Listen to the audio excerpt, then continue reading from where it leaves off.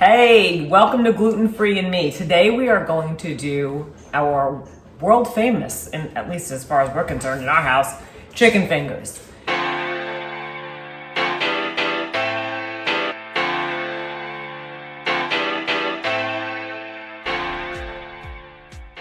So I'm gonna start with the vegetable real fast. These are what my family calls burnt trees. We just drizzle a little olive oil. I swear when they were kids, they looked like little trees and they wanted them roasted so they were nice and toasty and brown. So they called them burnt trees. I often talk about garlic powder. This is a granulated garlic with parsley. We get it from Publix. That's a local grocery store here. But if you want granulated, it's a different texture and I just like it on this particular thing. And this is the way the kids like it. Salt and just a tad bit of pepper and that's it.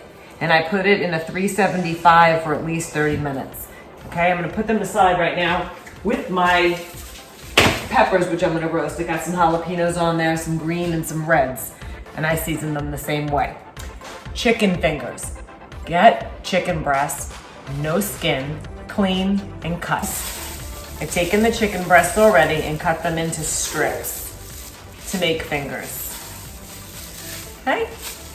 And over here, I have used the Ener-g breadcrumbs. I believe I might have mentioned before that those are my only favorite ones right now, my go-to ones. My favorite company is Ener-g, but I can't find them in America. So if anybody out there in Australia or has Ener-g, send them my way. It's my favorite breadcrumb made from rice. There's also Ener-g has a breadcrumb, so if I didn't have enough out of the one package here, that I put in here, and I have about 3.5 pounds of chicken. I want to use all of it, so I might need more than this one box. I also have 3 eggs, which I'm going to beat lightly. And how I season my breadcrumbs, it's kind of simple, basic. My mom's go-to recipe, I remember, we also stuff artichokes that way. That'd be a fun thing to do, one video is stuff artichokes. Anyway, so we take some dried parsley and I'll just take a nice fistful and squeeze it down, make it a little bit finer. It's probably a good tablespoon, maybe a tablespoon and a half. Some pepper and salt. Again, that's to your taste though, pepper and salt. That's definitely a preference thing. And then we're gonna add fine onion powder, probably about 2 teaspoons worth, and fine garlic powder. Same, about 2 teaspoons. Now, here's the beautiful thing about this. You can taste it. Taste it and see if you like your mixture. What I usually do for this recipe is add Parmesan cheese, make it nice and crunchy. But one of our kids does not want to do dairy all the time in every meal. So I'm gonna make a separate section for her without cheese.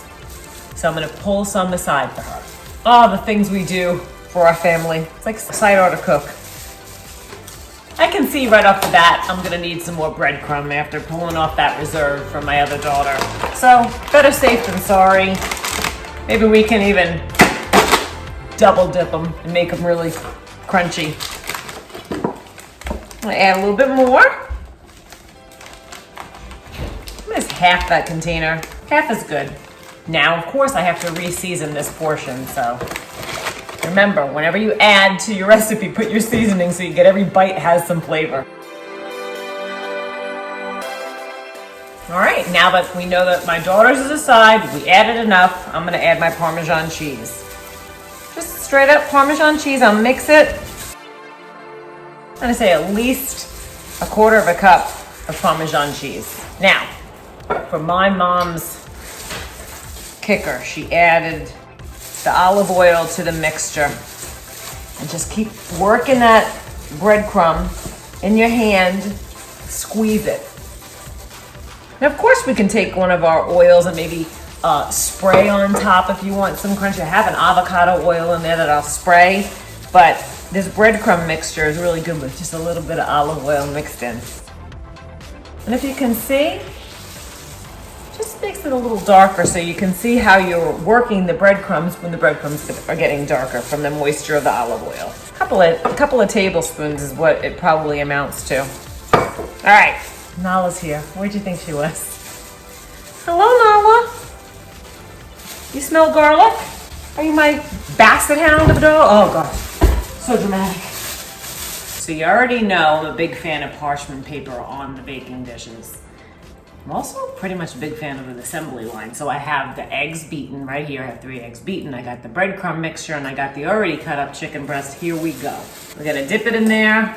You know the old trick. You're gonna start off doing it with the fork, and by the middle you're gonna get your hands dirty. But let's try to start off as clean as possible with a couple of chickens in the breadcrumbs. Mix them all up, take them, and then dredge them with the spoon. Now, what I said earlier, if you have a lot of breadcrumbs and you want to double dip, you know what that means, right? Double dip. Take your already breadcrumbs and go back into the egg mixture. My recommendation, when we know these breadcrumbs are expensive, do all the chicken first. Make sure everybody's got breadcrumbs, and then go back and double dip if you have extra. Don't double dip in the beginning. Only took me 4 to already put my hands in there. Can't help it.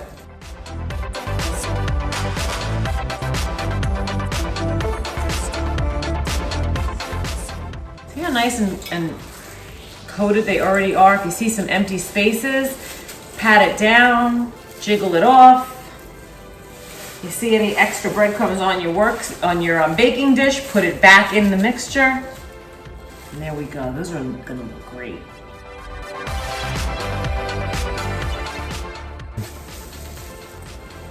I've almost got 1 tray done here. And remember, I gotta reserve some for my other child. And I'm packing them down, make sure the breadcrumbs are all on there. So far, this is what we have, okay? Like I'll see a little drizzle there, and I'll just poke it down. I'm sure you've done this before, but push it down if I've missed something. But I'm pretty good at these by now, or so I think. I'm gonna move on to the no cheese ones. So here's our reserved breadcrumbs, and just in case you are doing the same thing and you have somebody in your family that which it makes it easy, you can reserve to accommodate their dietary needs.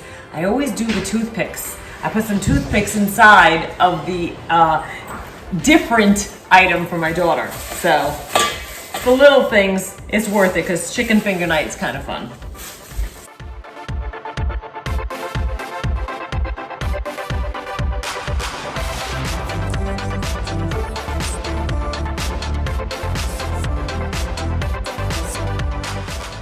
And let me take that glove off for a second, and